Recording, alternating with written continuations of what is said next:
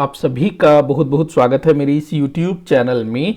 आज इस वीडियो में हम बात करेंगे CGPSC प्रीलिम्स 2012 में छत्तीसगढ़ सामान्य अध्ययन से पूछे गए 50 प्रश्नों पर। इससे पहले हम लोगों ने 2013 से 2020 तक CGPSC के प्रीलिम्स वाले एग्जाम में छत्तीसगढ़ से जितने भी 50 क्वेश्चन पूछे हैं उन पर हम लोगों ने डिटेल डिस्कशन किया हुआ है। उन वीडियोस को आप लोग जरूर देखिएगा, क्योंकि CGPSC में ना छत्तीसगढ़ सामान्य अध्ययन से जितने भी क्वेश्चन पूछे जाते हैं अधिकतर रिपीट होते रहते हैं।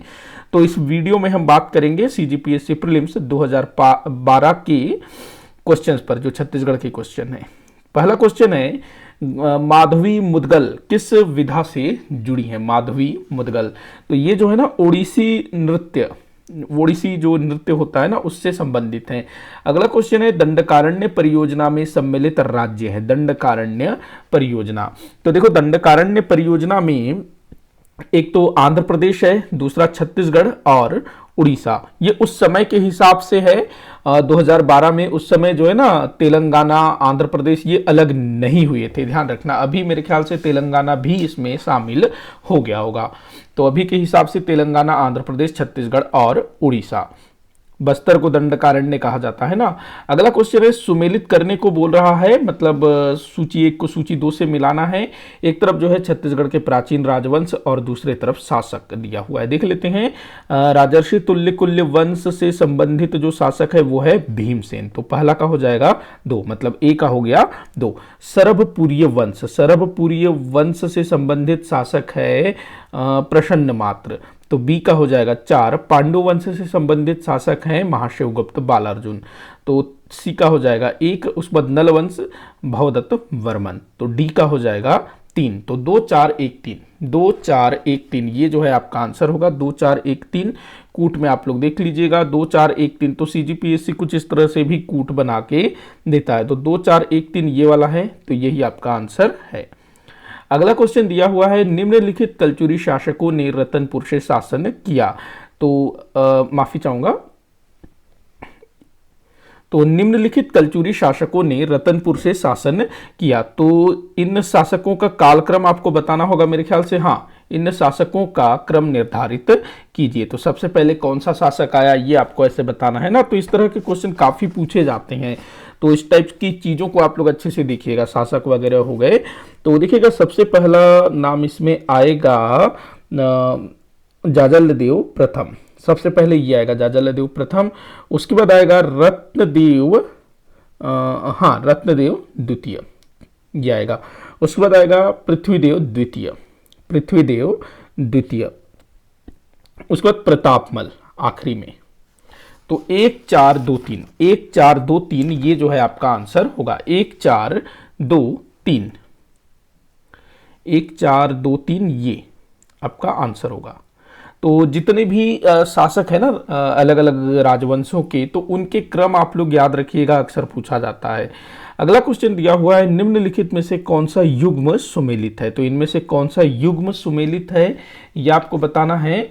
तो ये जो क्वेश्चन है ना भाई विलोपित हो गया था। क्यों विलोपित हुआ था मैं बताता हूं। देखिएगा वीर नारायण सिंह सुमेलित है ये आपको बताना है ना। तो वीर नारायण सिंह सिडवेल की हत्या ये सुमेलित नहीं है। सिडवेल की हत्या हनुमान सिंह ने की थी। कंडेल नहर सत्याग्रह पंडित सुंदरलाल शर्मा ये सुमेलित है। तो ये आपका आंसर होना चाहिए। अगला दिया है BNC मिल मजदूर हड़ताल नारायण राव मेघावले, ये गलत है। BNC मिल मजदूर हड़ताल का संबंध किनसे है? ठाकुर प्यारेलाल सिंह जी से है। अगला दिया है छत्तीसगढ़ मित्र का प्रकाशन वामन राव लाखे। तो देखो छत्तीसगढ़ मित्र के प्रकाशन में वामन राव लाखे जी का भी योगदान था, तो इसको यहां पर मेरे ख्याल से आंसर लिया गया होगा। उसके बाद सिहावा जंगल सत्याग्रह, तो इसमें हनुमान सिंह दिया हुआ है। हनुमान सिंह तो भाई 1858 में थे, सिडवेल की हत्या की थी, तो ये यहाँ पर गलत है। तो मेरे ख्याल से यहाँ पर 2 चीज जो है ना सही हो रहा है, इसी कारण से ये क्वेश्चन विलोपित हो गया था। देखो छत्तीसगढ़ मित्र के जो प्रकाशक थे वो माधवराव सप्रे जी थे, वहां पर उनका साथ रामराव चित्रोलकर जी ने दिया था। साथ ही साथ वामन राव लाखे जी ने भी माधवराव सप्रे को सहयोग किया था। अगला क्वेश्चन है गांधी जी का सर्वप्रथम रायपुर आगमन किस तिथि को हुआ? काफी बार पूछा ये क्वेश्चन। तो भाई 20 दिसंबर 1920, एक मिनट, हाँ 20 दिसंबर 1920 को महात्मा गांधी जी का प्रथम बार रायपुर में आगमन हुआ। काफी बार पूछा है ये क्वेश्चन। अगला क्वेश्चन दिया हुआ है, निम्न कथनों को पढ़ने को बोल रहा है और उसके बाद फिर आपको सही उत्तर का चयन करना है। कौन से कथन सही है ये आपको बताना है। तो पहला दिया है, सविनय अवज्ञा आंदोलन के दौरान छत्तीसगढ़ में जंगल सत्याग्रह हुए। जी हाँ, बिल्कुल सही है।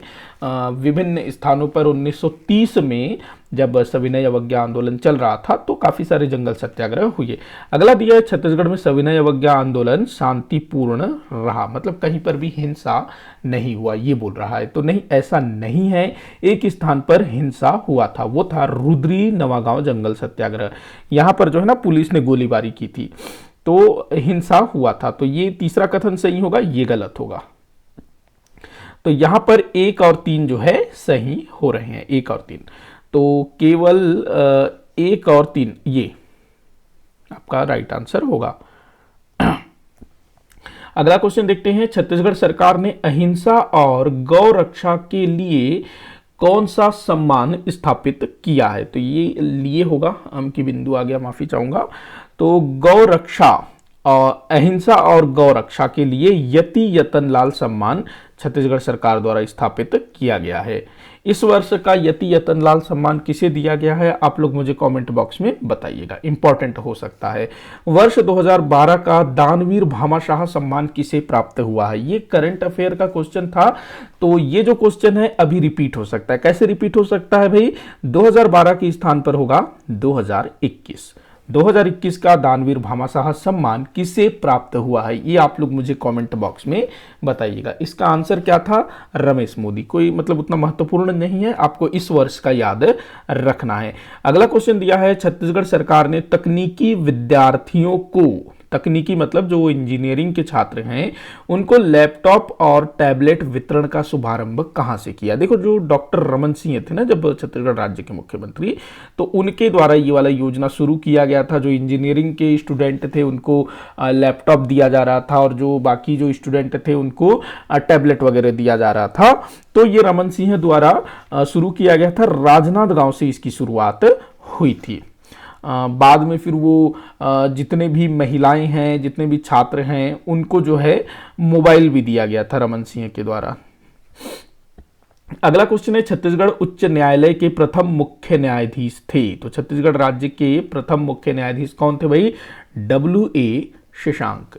W.A. शशांक ये जो है पहले मुख्य न्यायाधीश थे। तो जो प्रथम थे ना, वो अभी भी पूछा जाता है, प्रथम मुख्य न्यायाधीश, प्रथम राज्यपाल, और अलग अलग काफी सारे पद होते हैं ना, तो वो प्रथम आप ध्यान में रखेंगे। अभी वर्तमान न्यायाधीश कौन है, क्या नाम है उनका, अरूप कुमार गोस्वामी। ध्यान रखना, वर्तमान न्यायाधीश, मुख्य न्यायाधीश। अगला क्वेश्चन है, छत्तीसगढ़ सरकार की ब्याज अनुदान योजना के संबंध में निम्नलिखित में से कौन सा कथन सत्य है। तो ये उस समय की योजना थी, उसके आधार पर आपको बताना था। तो ये जो क्वेश्चन है विलोपित हो गया था, तो इस तरह से क्वेश्चन पूछे जा सकते हैं। तो ध्यान रखना है आप लोगों को। जो करंट के क्वेश्चन है ना, जिसको मैंने यहां पर शामिल किया है, वो केवल और केवल इसलिए है कि आप लोगों को यह समझ में आ सके कि करंट अफेयर से किस तरह के क्वेश्चन पूछे जाते हैं, ताकि आप जो है उस तरह की चीजों को पढ़ सकें। अगला क्वेश्चन दिया हुआ है, छत्तीसगढ़ राज्य के मंत्रियों के वेतन भत्तों के संबंध में निर्णय लेने के लिए कौन अधिकृत है। ये वाला क्वेश्चन ना रिपीट हुआ है, ये पिछले किसी वीडियो में हम लोगों ने इस पर डिस्कस किया है। तो विधानसभा मतलब राज्य की जो विधानसभा है, वही छत्तीसगढ़ राज्य के मंत्रियों के वेतन भत्तों के संबंध में निर्णय ले सकता है, मतलब कि बढ़ाना है घटाना है उसके संदर्भ में। अगला क्वेश्चन दिया हुआ है, विभाग जो छत्तीसगढ़ राज्य में किसी भी मंत्री के अधीन नहीं है। तो ये उस समय के हिसाब से था, जिसका आंसर लिया गया है सिंचाई। तो सिंचाई विभाग जो है किसी भी मंत्री के पास नहीं था। अभी के संदर्भ में मुझे ध्यान नहीं आ रहा है क्या ऐसा कोई चीज है या नहीं। अगर आप लोगों को मालूम है तो जरूर आप कमेंट बॉक्स में बताइएगा। अगला क्वेश्चन दिया हुआ है, निम्नलिखित में से छत्तीसगढ़ राज्य में कौन सा पद किसी भी व्यक्ति द्वारा वर्तमान में धारित नहीं है। ये उस समय के करंट का क्वेश्चन था, लेकिन आज के समय में भी ये जस का तस आ सकता है, जस का तस। देखो, संसदीय सचिव हैं अभी, विशेष सचिव ये भी हैं, संयुक्त सचिव भी हैं, अतिरिक्त मुख्य सचिव भी है। लेकिन वर्तमान समय में भी अगर हम बात करें तो उप मंत्री ऐसा कुछ नहीं है ना हमारे राज्य में, उपमंत्री कोई है क्या? नहीं है ना, तो यही आपका आंसर होगा अभी भी। अगला क्वेश्चन दिया हुआ है, छत्तीसगढ़ राज्य के विधानसभा का प्रथम सत्र कब संपन्न हुआ था? काफी बार पूछा गया है ये वाला क्वेश्चन। 14 दिसंबर 2000 से शुरू होकर के 19 दिसंबर 2000 तक छत्तीसगढ़ राज्य का जो प्रथम विधानसभा सत्र है वह संपन्न हुआ था। ध्यान रखना, काफी इंपॉर्टेंट है, काफी बार पूछा गया है। और विधानसभा का प्रथम सत्र कहाँ आयोजित हुआ था? तो जो रायपुर में जो राजकुमार कॉलेज है वहां पर, जो जसपुर हाल है वहां पर ये आयोजित हुआ था, संपन्न हुआ।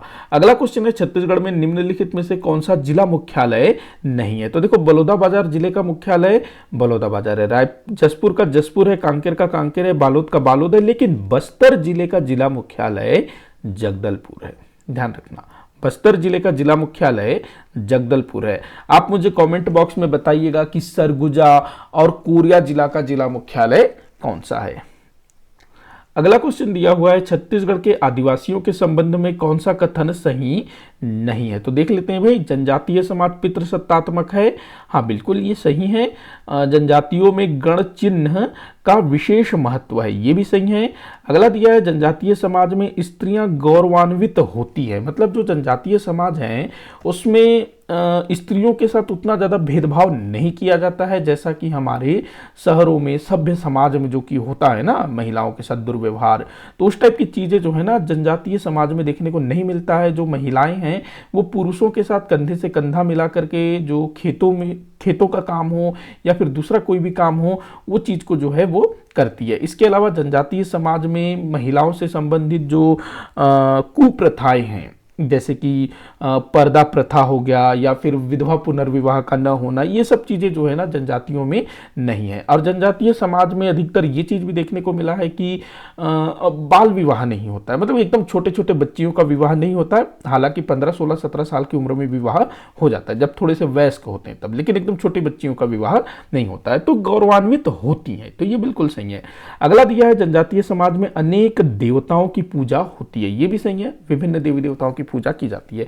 अगला दिया है, जनजातीय समाज मात्र सत्तात्मक होता है, नहीं भैया ऐसा कुछ भी नहीं है, जनजातीय समाज पितृ सत्तात्मक होता है, तो ये जो है सही नहीं है, तो ये आपका आंसर होगा ई। अगला क्वेश्चन दिया हुआ है, छत्तीसगढ़ राज्य औद्योगिक विकास निगम द्वारा प्रायोजित हो गया है, ये प्रायोजित होना था ये, तो प्रायोजित औद्योगिक विकास केंद्र रायपुर जिले में किस स्थान पर है? तो इसका आंसर जो है वो लिया गया है तिफरा, CGPSC द्वारा जो आंसर लिया गया तिफरा। अगला क्वेश्चन दिया हुआ है, अच्छा ये दोनों क्वेश्चन थोड़े थोड़े से मिलते जुलते लेकिन अलग अलग है, एक बार आप इसको ध्यान से देखिएगा।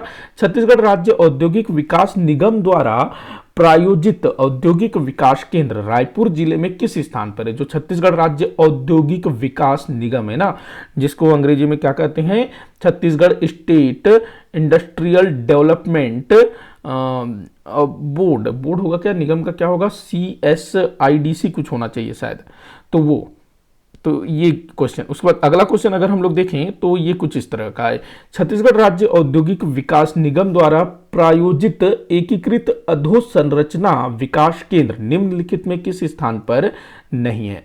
एकीकृत अधोसंरचना विकास केंद्र, तो भाई इसका आंसर लिया गया है बोरई, जो कि दुर्ग जिले में है ना, तो ये CGPSC द्वारा जो आंसर दिया गया था मैं वही बता रहा हूं।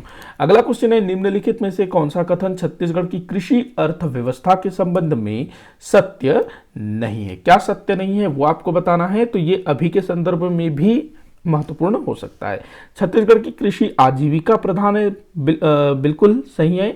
छत्तीसगढ़ में जो कृषि की जाती है, खेती की जाती है, वो अधिकतर अपने जीवन यापन के लिए ही की जाती है। मतलब ऐसा नहीं है कि बड़े बड़े किसान हैं बहुत सारे, वो जो हैं बेचने के लिए ही फसल उत्पादन करते हैं, नहीं, अधिकतर जो किसान हैं छोटे किसान हैं और वो अपने साल भर के खाने पीने के हिसाब से ही खेती करते हैं, तो पहला कथन सही है। अगला दिया है, राज्य का अधिकतम जनाधार कृषि पर है, जनाभार, तो लगभग 80% जनसंख्या जो है कृषि पर निर्भर है। कृषि में खाद्यान्नों की प्रधानता है, जी हाँ बिल्कुल सही है। खाद्यान्न मतलब जो भी फसल हो गया, जो अन्न हो गया, उसी टाइप की चीज़ें लेते हैं ना, अन्न हो गया, दलहन हो गया। ऐसा तो नहीं है कि हमारे छत्तीसगढ़ में जो कपास हो गया या जूट हो गया, इस तरह की चीज़ों का उत्पादन बहुत बहुत ज़्यादा कम होता है। जितने भी खाद्यान्न फसल है उन्हीं को ही महत्व दिया जाता है। अगला दिया है कृषि भूमि छोटे छोटे खेतों में बटी हुई है। बिल्कुल ये भी सही है, छोटे छोटे खेतों में बांटी हुई है। अगला दिया है प्रति हेक्टेयर धान का उत्पादन सर्वाधिक है। तो ये गलत है भाई, हमारे छत्तीसगढ़ को भले ही धान का कटोरा कहा जाता है, लेकिन दूसरे राज्यों की तुलना में छत्तीसगढ़ में धान का उत्पादन उतना अधिक नहीं होता है। ये चीज आप ध्यान में रखेंगे। तो ये जो है सही नहीं है, तो यही आपका आंसर होगा। अगला क्वेश्चन दिया हुआ है सिंचाई की कोडार परियोजना छत्तीसगढ़ के किस जिले में है? कोडार परियोजना सूखा नदी की सहायक नदी है ना, कोडार सूखा नदी की सहायक नदी है कोडार नदी, जिसमें कोडार परियोजना है, जिसको वीर नारायण सिंह परियोजना भी कहा जाता है। ये महासमुंद जिले में है। अगला क्वेश्चन दिया हुआ है छत्तीसगढ़ी में निम्नलिखित महाकाव्य लिखे गए। तो ये महाकाव्य कौन कौन से हैं? छत्तीसगढ़ी में, छत्तीसगढ़ी भाषा में श्री राम कथा, श्री कृष्ण कथा, श्री महाभारत कथा, ये जो है ना महाकाव्य हैं। बाकी ये इसमें नहीं है। तो 1 2 3 याद रखेंगे छत्तीसगढ़ी महाकाव्य। अगला क्वेश्चन देखते हैं छत्तीसगढ़ी नाचा के प्रवर्तक कौन थे? काफी बार पूछा गया ये वाला क्वेश्चन। दुलार सिंह मंदराजी, ये जो है छत्तीसगढ़ी नाचा के प्रवर्तक थे। काफी बार पूछा गया, काफी इंपॉर्टेंट है, ये रिपीट होता रहता है अधिकतर क्वेश्चन। अगला क्वेश्चन है निम्नलिखित में से कौन सा नृत्य छत्तीसगढ़ी लोक नृत्य नहीं है? ये वाला क्वेश्चन ना मेरे ख्याल से सीजी व्यापम में भी पूछा गया था। तो यहाँ पर देखो सुआ नृत्य, पंथी नृत्य, चंदैनी नृत्य, राउत नाचा सब हमारे छत्तीसगढ़ के हैं, लेकिन ये जो राई नृत्य है ये हमारे छत्तीसगढ़ का नहीं है। किस राज्य का है राई नृत्य? आप लोग बताइए कमेंट बॉक्स में। ये भी इंपॉर्टेंट हो सकता है भाई, भारत के संदर्भ में जो क्वेश्चन पूछा जाता है उससे रिलेटेड चीज है ये राई नृत्य। अगला क्वेश्चन है तारे के लिए छत्तीसगढ़ी में जनउल्ला क्या है? तारे के लिए, तारा जो स्टार है ना, उसके लिए छत्तीसगढ़ी में पहेली कौन सा है? तो उसके लिए पहेली होगा पर्रा भर लाई गगन भर छाई, तारा के लिए जनउल्ला। अगला क्वेश्चन है लज्जित होना के लिए छत्तीसगढ़ी मुहावरा क्या है? लज्जित होना, इसके लिए होगा दांत निपोरना, छत्तीसगढ़ी मुहावरा। अगला क्वेश्चन देखते हैं छत्तीसगढ़ में सबसे ज्यादा अरण्य क्षेत्र किस वन का है? सबसे ज्यादा अरण्य क्षेत्र, अरण्य मतलब वन, सबसे ज्यादा वन क्षेत्र किस वन का है भाई? तो साल वन की अगर हम बात करें तो लगभग 40% है। सागौन की अगर हम बात करें तो लगभग 9% है। मिश्रित वन की बात करें तो लगभग 43% है। बांस की अगर हम बात करें तो 6.5, हाँ लगभग इतना, मैं मतलब एकदम फिक्स नहीं बता रहा हूं, लगभग बता रहा हूं। तो यहां पर आपका आंसर हो जाएगा मिश्रित वन। ये जो है सबसे ज्यादा हमारे छत्तीसगढ़ में है मिश्रित वन। अगला क्वेश्चन दिया हुआ है निम्नलिखित में से कौन सा राष्ट्रीय उद्यान छत्तीसगढ़ में नहीं है? तो भाई कौन सा राष्ट्रीय उद्यान छत्तीसगढ़ में नहीं है? इंद्रावती राष्ट्रीय उद्यान बीजापुर जिले में है ना, कांगेर घाटी राष्ट्रीय उद्यान बस्तर जिले में है, गुरु घासीदास राष्ट्रीय उद्यान ये कहाँ पर है भाई? ये कोरिया जिले में है, कोरिया सूरजपुर जिले में। उसके बाद कुटरू गेम सेंचुरी है जो कि इंद्रावती राष्ट्रीय उद्यान के अंतर्गत बीजापुर जिले में आता है। काजीरंगा भाई ये असम में है, काजीरंगा कहां पर है? असम में है, छत्तीसगढ़ में नहीं। ये बड़ा ही सरल क्वेश्चन है उस जमाने के हिसाब से भी। अगला क्वेश्चन दिया हुआ है देश के खनिज उत्पादक राज्यों में छत्तीसगढ़ किस स्थान पर है? देश के खनिज उत्पादक राज्यों में, तो भाई हमारा जो छत्तीसगढ़ है वो खनिज उत्पादक राज्यों में तृतीय स्थान पर है। ध्यान रखना तृतीय स्थान पर है। अभी भी मेरे ख्याल से तृतीय स्थान पर होना चाहिए, अधिकतर ये तीसरे स्थान पर ही होता है। अगला क्वेश्चन है छत्तीसगढ़ में कोयला उत्पादन में कौन सा जिला प्रथम है? तो भाई ये कल भी और आज भी कोरबा ही कोयला उत्पादन में प्रथम स्थान पर है। अगला क्वेश्चन है राज्यपाल राज्य के विधानसभा को संबोधित करेंगे संबंधी प्रावधान भारत के संविधान के किस अनुच्छेद में? काफी इंपॉर्टेंट क्वेश्चन है, काफी बार पूछा गया है। अनुच्छेद 176, अनुच्छेद 176 के तहत राज्यपाल राज्य के विधानसभा को संबोधित करेंगे। तो ध्यान रखना इसके अलावा एक काफी बार 2-3 बार पूछा गया है अनुच्छेद 200। अनुच्छेद 200 जिसके तहत राज्यपाल किसी भी विधेयक को राष्ट्रपति के लिए सुरक्षित रख सकता है, राष्ट्रपति के अनुमोदन के लिए रख सकता है, भेज सकता है। अगला क्वेश्चन है जनगणना 2011 के अनुसार निम्नलिखित में से किन जिलों में महिलाओं की जनसंख्या पुरुषों की संख्या में अधिक है। तो आपको बताना है 2011 के जनगणना के अनुसार कि किस जिला में महिलाओं की संख्या पुरुषों से अधिक है। तो ये अच्छा क्वेश्चन है और आज के समय में भी पूछा जा सकता है इस तरह से। तो देखो इसका जो आंसर होगा सबसे ज्यादा दंतेवाड़ा में है, उसके बाद दूसरे स्थान पर महासमुंद है, फिर बस्तर है, फिर राजनांदगांव है। मतलब स जो है इसका उत्तर होगा स। अगला क्वेश्चन देखते हैं निम्नलिखित में से किस जनजाति को छत्तीसगढ़ सरकार ने विशेष पिछड़ी जनजाति में अलग से शामिल किया। देखो हमारे छत्तीसगढ़ के 5 जनजातियों को राष्ट्रपति द्वारा विशेष पिछड़ी जनजाति का दर्जा दिया गया है। कौन कौन सी हैं ये जनजातियां? तो एक तो बिरहोर है, बैगा है, अबुझमाड़िया है, इसके अलावा कमार है, कोरवा है। ये 5 जनजातियों को राष्ट्रपति द्वारा विशेष पिछड़ी जनजाति का दर्जा दिया गया है। लेकिन इन 5 के अलावा हमारे छत्तीसगढ़ राज्य सरकार द्वारा भोजिया जनजाति को विशेष पिछड़ी जनजाति का दर्जा दिया गया है। साथ ही साथ पंडो जनजाति को भी राज्य सरकार द्वारा विशेष पिछड़ी जनजाति का दर्जा दिया गया है। तो टोटल 7 विशेष पिछड़ी जनजातियां हैं, जिनमें से 5 को राष्ट्रपति द्वारा विशेष पिछड़ी जनजाति का दर्जा दिया गया है और 2 को छत्तीसगढ़ राज्य सरकार की द्वारा। तो ध्यान रखना। अगला क्वेश्चन देखते हैं निम्नलिखित में से कौन सी जोड़ी सुमेलित नहीं है। छत्तीसगढ़ के संरक्षित स्मारक एवं जिले देख लेते हैं। तो भाई पहला का है, मतलब अ का है कर्णेश्वर महादेव मंदिर समूह धमतरी, ये सही है। उसके बाद सिद्धेश्वर मंदिर बलौदाबाजार, ये भी सही है। फणिकेश्वर नाथ महादेव मंदिर गरियाबंद, ये भी ठीक है। कपिलेश्वर मंदिर समूह बालोद, ये भी ठीक है। उसके बाद दिया लक्ष्मणेश्वर मंदिर मुंगेली। देखो जो लक्ष्मणेश्वर मंदिर है ना, जिसको लखनेश्वर मंदिर भी कहा जाता है, ये है खरौद में। खरौद कहाँ पर है? जांजगीर चांपा में। तो ये खरौद जांजगीर चांपा में है लक्ष्मणेश्वर अथवा लखनेश्वर मंदिर। तो ये मंदिरों के नाम आप लोग ध्यान रखेंगे किस जिले में पूछा जाता है अक्सर। अगला क्वेश्चन दिया हुआ है छत्तीसगढ़ के निम्नलिखित स्थान उत्खनन के फलस्वरूप पर्यटन केंद्रों के रूप में जाने जाते हैं। तो देखो इन स्थलों पर ना उत्खनन का कार्य हुआ है। पचराही में हुआ, महेशपुर में हुआ, सिरपुर में हुआ, नएपुरा में, नगपुरा में हुआ या नहीं हुआ मुझे नहीं मालूम। बाकी ये तीनों जो है ना पर्यटन केंद्र के रूप में विकसित हो चुके हैं और इन तीनों में ही उत्खनन का कार्य हुआ है। जो सिरपुर है ये महासमुंद में है। महेशपुर ये मेरे ख्याल से कहाँ पर होना चाहिए? बलरामपुर में होना चाहिए महेशपुर। बताइएगा इसको आप लोग, बलरामपुर या सूरजपुर होना चाहिए। पचराही कवर्धा जिले में है। ये तीनों जो है पुरातात्विक महत्व के केंद्र हैं और यहाँ पर उत्खनन कार्य हुआ है, ध्यान रखना इस चीज को। और तीनों ही जो है पर्यटन केंद्र के रूप में विकसित हो चुके हैं। अगला अच्छा कूट बताना है ना, तो 1 2 4 1 2 4 जो है आपका आंसर होगा ये। अगला क्वेश्चन देखते हैं निम्नलिखित में से कौन सी जोड़ी सुमेलित है।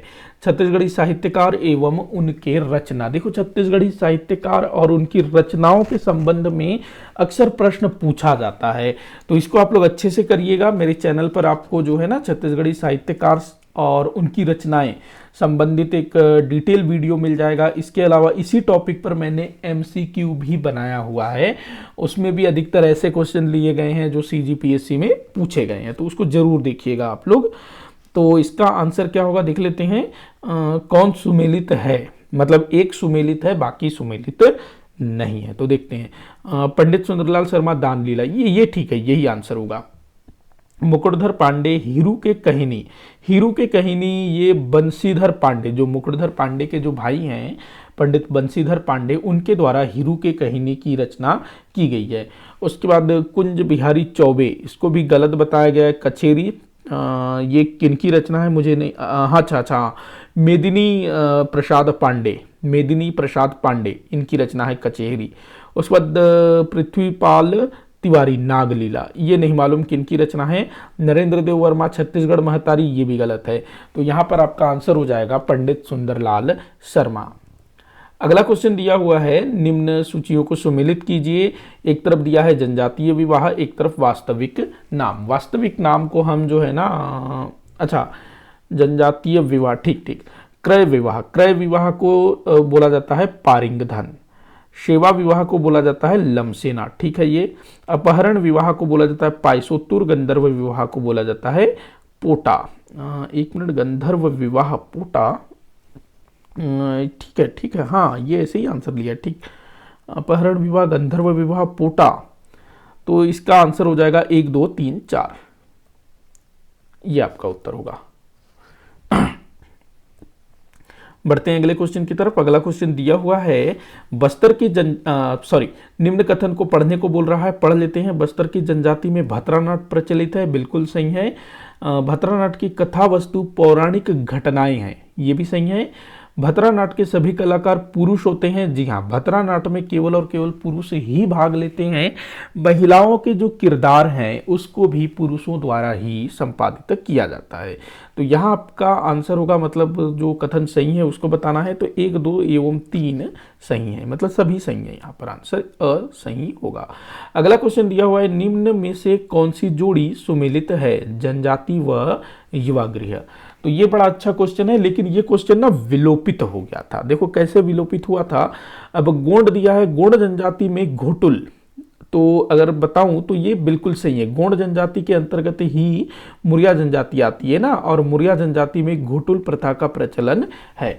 तो एक तरह से देखा जाए तो गोंड जनजाति में घोटुल प्रथा है, क्योंकि जो गोंड की उपजाति मुरिया है, मुरिया गोंड के अंदर ही है, तो इसको हम सही ले सकते हैं। मुरिया बेलोसा, ये गलत है भाई। जो बेलोसा है वो तो जो घोटुल की युवती सदस्यों की जो मुखिया होती है उसको बेलोसा कहते हैं। उर्राव में धुमकुरिया, ये भी सही है। कमार, लहुरा, कंवर, हरछट, ये सब गलत है। तो यहाँ पर थोड़ा सा जो है ना, ये 2 चीज जो है सही हो रहा है, इसीलिए इसको विलोपित कर दिया गया। अगला क्वेश्चन है, बस्तर के परंपरागत शिल्प कला के प्रसिद्ध शिल्पकार कौन है। तो बस्तर के परंपरागत शिल्पकार, धातु शिल्पकार वो थे भाई जयदेव बघेल। ये कोंडागांव जिले के थे, मतलब कोंडागांव से इनका संबंध था। इनका ना इनकी मृत्यु हो चुकी है। इनको मेरे ख्याल से कुछ पद्मश्री वगैरह भी मिला है शायद। आप लोग बताइएगा कमेंट करके, क्या इनको पद्मश्री मिला हुआ है। वैसे काफी सारे सम्मान इनको मिले हुए हैं। तो कोंडागांव से हैं जयदेव बघेल थे। अगला क्वेश्चन है, अबुझमाड़िया आदिवासी का प्रमुख पर्व है। तो अबुझमाड़िया आदिवासी का प्रमुख पर्व है भाई ककसार। कई बार ककसार को मुरिया जनजाति का भी ले लेता है। अगला क्वेश्चन दिया हुआ है, बिलासपुर में भारत छोड़ो आंदोलन के नेता थे। तो बिलासपुर में भारत छोड़ो आंदोलन के नेता कौन कौन थे, ये आपको बताना है। तो देखो, ठाकुर छेदीलाल, ये बिलासपुर से संबंधित हैं, ठाकुर छेदीलाल। उसके बाद यदुनंदन प्रसाद श्रीवास्तव, ये भी जो हैं बिलासपुर से संबंधित हैं। राजकिशोर वर्मा भी बिलासपुर से संबंधित थे। तो इन तीनों ने भारत छोड़ो आंदोलन के समय बिलासपुर में नेतृत्व किया था। जय नारायण पांडेय, अगर इनकी हम लोग बात करें, ये भी भारत छोड़ो आंदोलन के समय सक्रिय थे, लेकिन ये रायपुर से थे, और रायपुर में जो डायनामाइट कांड हुआ था ना, उससे जुड़े हुए थे जय नारायण पांडे। तो यहां आपका आंसर हो जाएगा 1 3 4। तो 1 3 4, 1 3 एवं 4, तो मतलब आपका जो स है ये उत्तर होगा। अगला क्वेश्चन देखते हैं, छत्तीसगढ़ के निम्नलिखित किन जिलों की सीमा दूसरे राज्यों को स्पर्श नहीं करती है। मतलब कि ऐसे जिला जो दूसरे राज्यों की सीमा को स्पर्श नहीं करती है, मतलब जो भू आविष्ठित जिले हैं। तो देखते हैं, पहला वाला में देखो जो धमतरी, ये तो भाई स्पर्श करता है। बालोद, बेमेतरा, कोरबा, जांजगीर चांपा, यही आंसर होगा क्या। ठीक है, बालोद, बेमेतरा, कोरबा, जांजगीर चांपा, यही आपका आंसर है। यहाँ पर जसपुर स्पर्श करता है, यहाँ पर सूरजपुर, राजनांदगांव, ये सब स्पर्श करते हैं। महासमुंद भी स्पर्श करता है, यहाँ पर भी राजनांदगांव है। तो आपका आंसर हो जाएगा ब। अभी टोटल 10 भू आविष्ठित जिले हैं ना, बिलासपुर भी भू आविष्ठित जिला बन गया है। अगला क्वेश्चन है, निम्नलिखित में से कौन सा भौतिक भाग छत्तीसगढ़ में सर्वाधिक क्षेत्र घेरता है? तो कौन सा भौतिक भाग सबसे ज्यादा क्षेत्र घेरता है भाई हमारे छत्तीसगढ़ में? तो वो है महानदी मैदान। महानदी का जो मैदान है वो छत्तीसगढ़ के सबसे बड़े भाग को घेरता है। मतलब कि जो हमारे छत्तीसगढ़ का सबसे जो बड़ा क्षेत्र है वो महानदी बेसिन के अंतर्गत आता है, महानदी के मैदान के अंतर्गत। अगला क्वेश्चन है, वर्ष 2011 के जनगणना के अनुसार निम्नलिखित में से किस जिले में जनसंख्या का प्रतिशत सबसे कम है? किस जिले में नगरीय जनसंख्या, माफी चाहूंगा, किस जिले में नगरीय जनसंख्या का प्रतिशत सबसे कम है? इंपॉर्टेंट है, अभी के हिसाब से भी पूछा जा सकता है। ये 2011 का डाटा ही पूछेगा अभी भी अगर पूछना है तो, जनगणना में से संबंधित प्रश्न।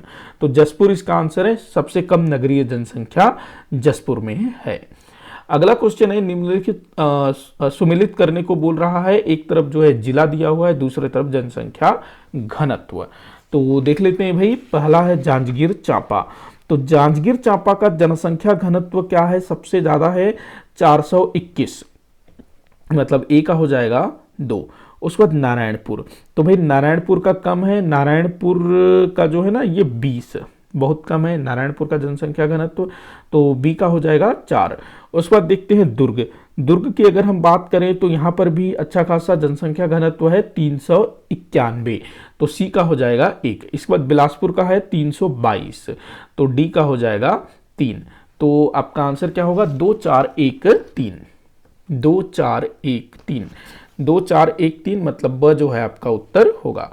अगला क्वेश्चन देखते हैं, छत्तीसगढ़ के किस जिले में लौह अयस्क का सबसे अधिक उत्पादन होता है? तो भाई दंतेवाड़ा जिले में लौह अयस्क का सबसे ज्यादा उत्पादन होता है। कोयले का उत्पादन सबसे ज्यादा कहां पर होता है? कोरबा में। अगला क्वेश्चन देखते हैं, छत्तीसगढ़ के किस जिले में चूना पत्थर का सबसे अधिक उत्पादन होता है? चूना पत्थर की अगर हम बात करें तो बलौदाबाजार जिले में सबसे अधिक उत्पादन होता है, लेकिन यहाँ पर बलौदाबाजार जिला नहीं दिया है, तो रायपुर यहाँ पर भी जो है काफी सारे खदान हैं। अच्छा, ये मेरे ख्याल से ना 2011 के जनगणना के पहले का क्वेश्चन था या कैसे, लेकिन आंसर इसका रायपुर लिया है। अभी के हिसाब से ना बलौदाबाजार आप टिक करेंगे अगर ऐसा क्वेश्चन पूछा जाता है कि सबसे ज्यादा चूने का उत्पादन, मतलब सबसे ज्यादा चूना पत्थर का उत्पादन या फिर सबसे ज्यादा सीमेंट फैक्ट्रियां कहां पर है, तो बलौदाबाजार। अगला क्वेश्चन दिया हुआ है, निम्न में से कौन सी जोड़ी सुमेलित नहीं है? तो कौन सी जोड़ी सुमेलित नहीं है? औद्योगिक क्षेत्र और जिला। तो देखिए, सिलतरा रायपुर ठीक है, बोरई दुर्ग ठीक है, सिरगट्टी बिलासपुर ठीक है, अंजनी, ये अंजनी ना बिलासपुर में है, अंजनी कहां पर है? बिलासपुर में है, मतलब ये जो है सुमेलित नहीं है, अंजनी बिलासपुर, तो ये सुमेलित नहीं है। उरला रायपुर ठीक है ये। तो आपका जो गलत है, मतलब कौन सुमेलित नहीं है ये बताना था ना, तो ये आपका द सुमेलित नहीं है। अगला क्वेश्चन देखते हैं, यहाँ पर 2 एक्स्ट्रा क्वेश्चन मैंने लिया है। जो पहला जो क्वेश्चन था ना माधवी मुदगल वाला, वो मेरे ख्याल से छत्तीसगढ़ से संबंधित नहीं था, मैंने उसको शामिल कर लिया था तो हटाया नहीं मैंने। तो किस कंपनी ने 2004 में भारत एल्यूमिनियम कंपनी लिमिटेड का 51% शेयर प्राप्त किया? भारत एल्यूमिनियम कंपनी लिमिटेड मतलब Balco, PALCO, Bharat aluminium company limited. तो किसने 51% शेयर प्राप्त किया? भाई स्टारलाइट। ध्यान रखना, अब जो है ना बाल्को के 51% शेयर स्टारलाइट नामक कंपनी के पास है। अगला क्वेश्चन है जो कि इस वीडियो का आखिरी क्वेश्चन होगा, सुमेलित करने को बोल रहा है छत्तीसगढ़ के पद्मश्री सम्मानित व्यक्ति और वर्ष।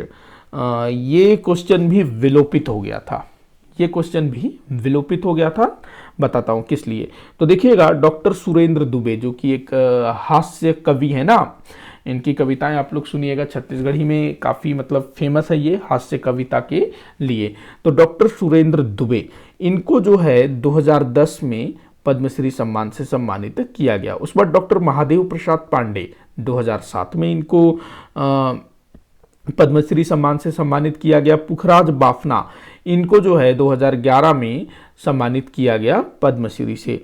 उसके बाद है भारती बंधु, भारती बंधु को 2013 भारती बंधु को 2013 में पद्मश्री सम्मान से सम्मानित किया गया। मतलब यहाँ 2012 जो है गलत दिया हुआ है, इसी कारण ये वाला जो क्वेश्चन है ना विलोपित हो गया था। तो कई सारे क्वेश्चन ऐसे विलोपित हो जाते हैं, मतलब कई बार जो है ना टाइप वगैरह होने में शायद गड़बड़ हो जाता होगा या फिर पता नहीं कुछ और कारणों से, तो उन प्रश्नों को बाद में विलोपित कर दिया जाता है। उसका न तो किसी को माइनस मार्किंग मिलता है, मतलब वो प्रश्न होते ही नहीं है। अगर आप उसको गलत भी करेंगे ना तो उसमें आपका नंबर नहीं कटेगा।